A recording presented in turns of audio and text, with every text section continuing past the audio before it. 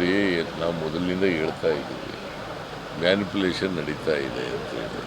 ಎಲೆಕ್ಷನ್ಗಳಲ್ಲಿ manipulation ನಡೀತದೆ, EVMನಲ್ಲಿ manipulation ನಡೀತದೆ, voters ಲಿಸ್ಟ್ನಲ್ಲಿ manipulation ನಡೀತದೆ ಅಂತ ಮೊದಲಿಂದ ಹೇಳಿ. ಎಂಥದ್ದು ಚಿಲ್ಮೆ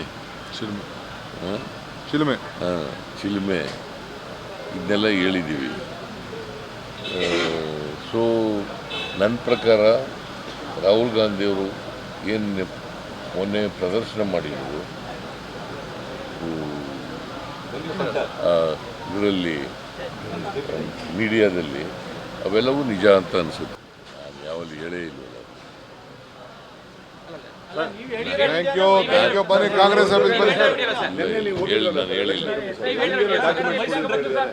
ನೋಡಪ್ಪ, ಸತ್ತವರು ಓಟ್ ಹಾಕಿದ್ರೆ, ಈಗ ಒಂದು ವೇಳೆ ಸತ್ತವ್ರ ಕೈಲಿ ಓಟ್ ಹಾಕ್ಸಿದ್ರೆ ಯಾರು ಜವಾಬ್ದಾರರು? ಅದಕ್ಕೆ ಯಾರು ಜವಾಬ್ದಾರರು? Election commission is responsible.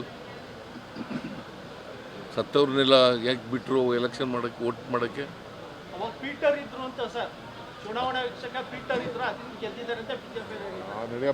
Peter ಇಲ್ಲದೆ ಹೋಗಿದ್ರೆ ನಾನು ಸೋಲ್ಸ್ಬಿಡ್ತಿದ್ರು ಇವರು.